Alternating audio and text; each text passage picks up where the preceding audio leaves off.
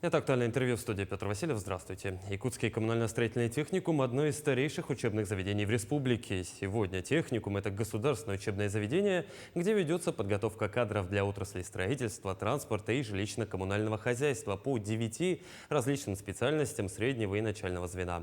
О техникуме, о том, какие специальности можно здесь получить, поговорим сегодня. Гость у нас в студии Евгений Попов, директор Якутского коммунально-строительного техникума. Евгений Викторович, здравствуйте. Здравствуйте, Петр. Вот что хочу узнать в первую очередь, сколько студентов учатся и какие специальности, 9 направлений все-таки. Ну, на сегодняшний день в нашем техникуме обучается 667 студентов, и из них 82 студента обучаются по заочной форме обучения.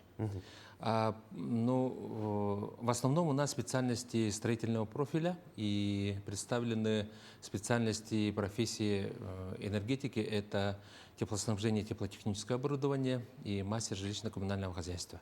А спектр специальностей и профессий по строительству – это мастера общестроительных работ, мастера отделочники, строительство, эксплуатация зданий и сооружений, ну и дальше. Ну и многие другие интересные специальности. Ну да. 9 направлений. Какие из них самыми популярными являются?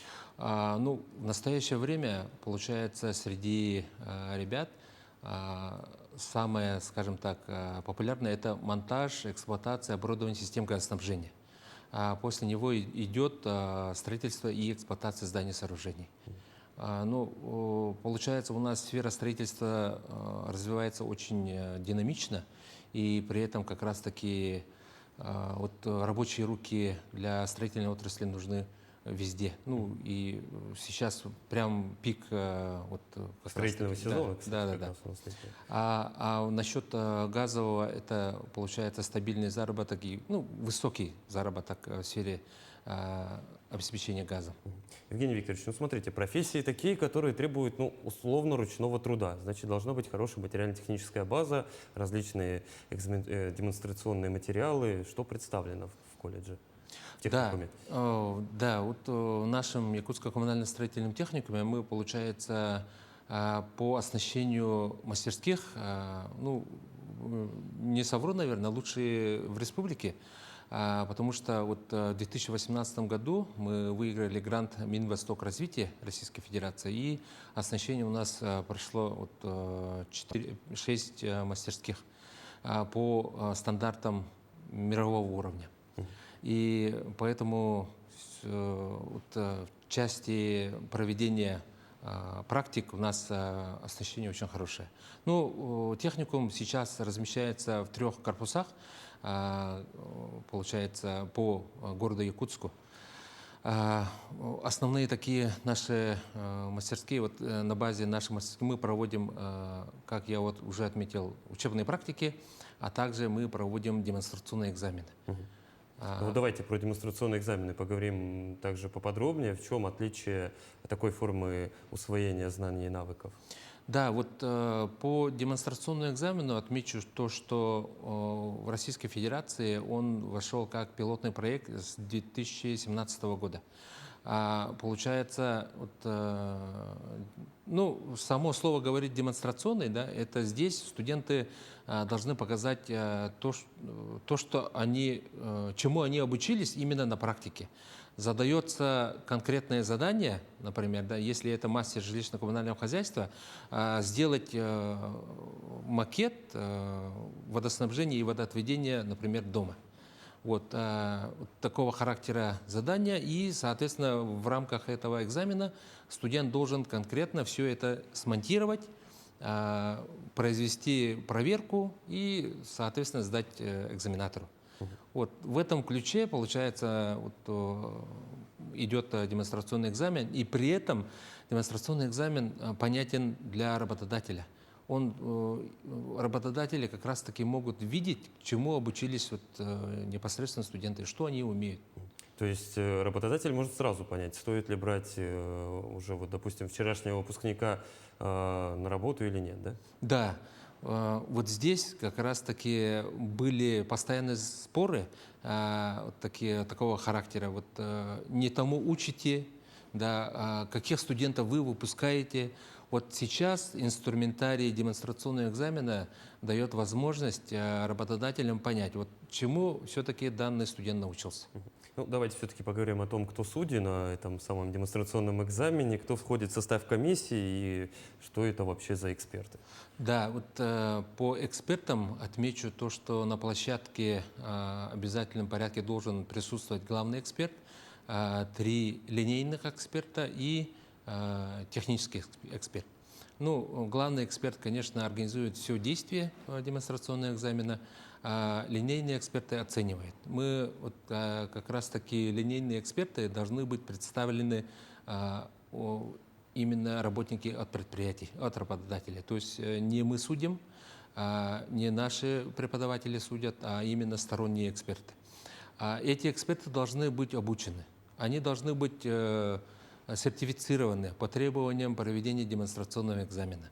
Поэтому это, конечно, такой кропотливый процесс. Ну вот давайте поговорим о том, куда уже устраиваются выпускники колледжа. И насколько, ну, безусловно, это коммунально-строительный техникум, сфера достаточно, так скажем, узкая, специфичная. Собственно, в какие компании устраиваются ребята?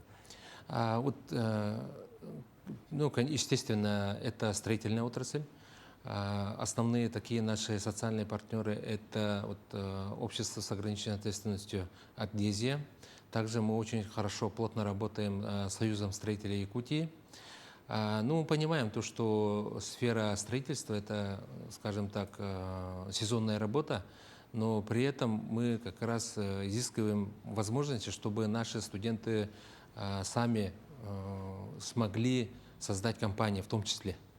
Они вот начинают с момента создания студенческих строительных отрядов, и по прошествии, ну, при выпуске, в принципе, уже могут создать сами свои подрядные организации. Вот в этом тоже фишка такая есть. А есть ли такие случаи, когда компании, предприятия бронируют, так скажем, студента, еще вот, допустим, на старших курсах обучения, он получает диплом и уже, так скажем, и с дипломом и трудоустроен?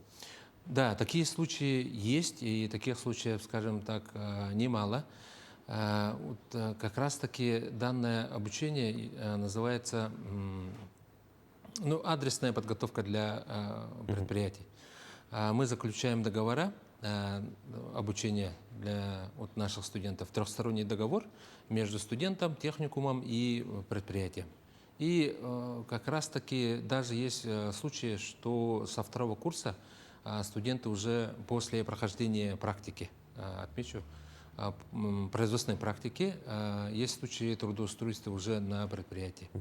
А если говорить о коммунальной сфере, точнее, о коммунальных специальностях, что получают, какие навыки получают студенты на выходе и куда трудоустраиваться работать? Да, вот здесь основная специальность у нас является теплоснабжение, теплотехническое оборудование. Они на выходе получают квалификацию техника. Основной заказчик данных специалистов является у нас государственное унитарное предприятие жилищно-коммунального хозяйства Республики Саха-Якутия. Ну и, соответственно, вот здесь специалисты как раз-таки могут пойти, в том числе и управляющие компании, ГУП ЖКХ это естественно, они идут по заказу, в том числе, да, идут.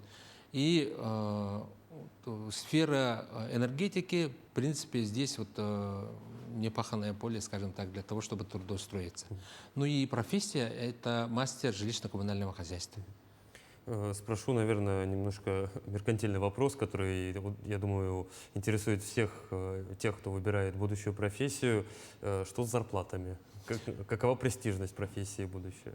Да, вот здесь как раз-таки в последнее время у нас очень пристальное внимание уделяется для того, чтобы заработная плата в строительстве и заработная плата в энергетике была выше среднего. Мы знаем то, что самые высокие зарплаты это у нас промышленность, но все-таки после этого у нас энергетика тоже не отстает. Она, скажем так, выше средней заработной платы по республике. А в строительстве это в пиковые, скажем так, высокий сезон строительный. Тут прям сколько... Слова излишние, да, я думаю. Сколько сможешь сделать за сезон, там очень сотнями, тысячами может Евгений исчислять. Викторович, вот более 600 студентов, вы сказали вначале, обучаются. Как оцениваете, набирает ли популярность, стало ли студентов больше из года в год? Да, я вот хочу отметить, последнее время тенденция идет то, что студенты больше поступают после 9 класса. Ребята стали больше выбирать рабочие профессии, чтобы вот, не терять времени. А, И здесь вот получается, мы после 9 набираем, и в среднем они обучаются 3 года. И получается, вот после 11 класса как бы год отучились и уже получили специальность или профессию. Они могут уже трудоустроиться, параллельно уже с трудоустройством они могут также продолжить обучение и в высшее учебном заведении. Ну что ж, середина июля, самая горячая пора для абитуриентов. Давайте вкратце расскажем о приемной кампании и что-то пожелаем тем, кто хочет поступить в ваше учебное заведение. Якутский коммунальный строительный техникум начал принимать документы с 20 июня. Сейчас мы принимаем документы по 4 каналам, скажем так. Это в первую очередь по порталу Е-Якутия через авторизацию госуслуг.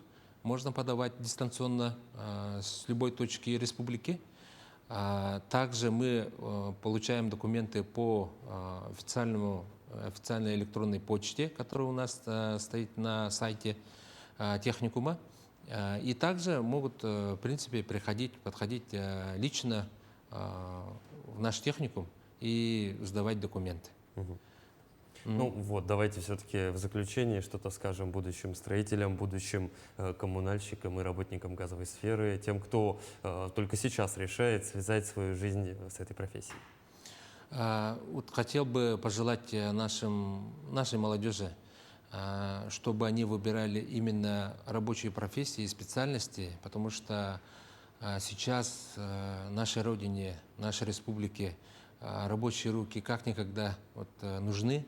В каждой отрасли чувствуется кадровый голод, обученные специалисты всем нужны, поэтому не теряя времени, надо поступать в среднее профессиональное образовательное учреждение, а именно в наш Якутский коммунально-строительный техникум, чтобы у вас в жизни все состоялось. Евгений Викторович, спасибо, что пришли к нам в студию и ответили на наши вопросы. Спасибо. Это было актуальное интервью. До встречи.